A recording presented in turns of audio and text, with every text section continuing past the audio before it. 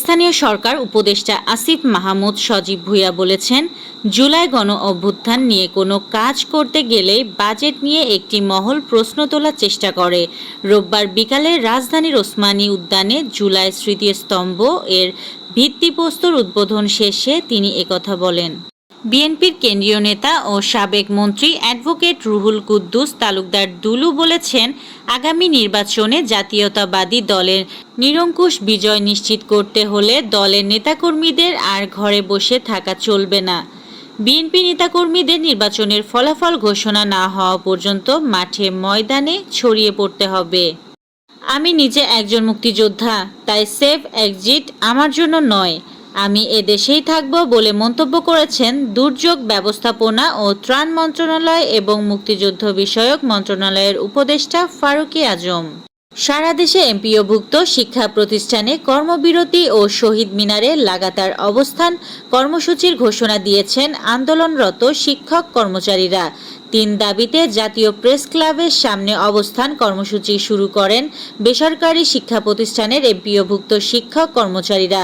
পরে আন্দোলনকারীরা কাল থেকে কর্মবিরতির ঘোষণা করে স্থান ত্যাগ করেন। ভোলার দৌলত খানের মেঘনা চ্যানেল থেকে 3 দিনেও উদ্ধার হয়নি 18,500 বস্তা সিমেন্ট বোঝাই জাহাজ। এর আগে শুক্রবার দুপুরে দৌলত খান থানার পেছনে পাতারখাল সংলগ্ন মাছঘাটের তীর থেকে জাহাজ এমভি সৌমি 1 ডুবে যায়। এরপর আজ রোববার এ প্রতিবেদন লেখা পর্যন্ত উদ্ধার করা হয়নি। সারা দেশে গত 24 ঘন্টায় অ্যাডিস মশাবাহিত ডেঙ্গু জ্বরে আক্রান্ত হয়ে 5 জন মারা গেছেন।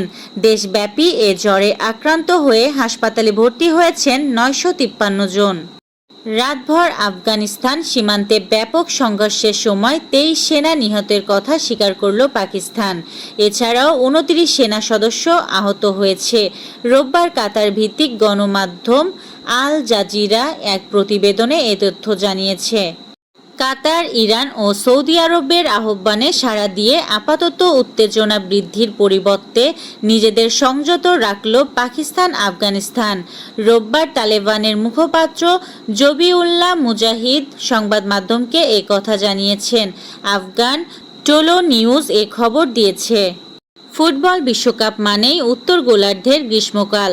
জুন থেকে জুলাই খেলা, অন্তত এতদিনের ইতিহাস তাই বলে। তবে কাতার বিশ্বকাপ সেই ধারা ভেঙেছিল।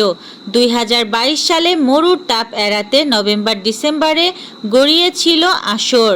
ইউরোপের বড় বড় লিগগুলোকে মাঝপথে অস্বাভাবিক বিরতি নিতে হয়েছিল সেই কারণে। মেয়েদের ওয়ানডের 52 বছরের ইতিহাসে রান তাড়ায় 330 পেরিয়ে জয়ের কোনো উদাহরণ ছিল না। আজ সেই উদাহরণ গড়ল অস্ট্রেলিয়া।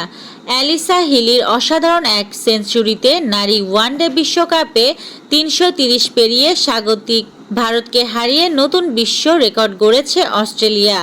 রেকর্ড 7 বারের চ্যাম্পিয়ন অস্ট্রেলিয়ার 331 রানের লক্ষ্য ছুঁয়েছে 6 বল ও 3 উইকেট হাতে রেখেই। এই ছিল আজকের শীর্ষ সংবাদ। ছিলাম আমি ইয়াসমিন আক্তার, সুরমা টিভি 24।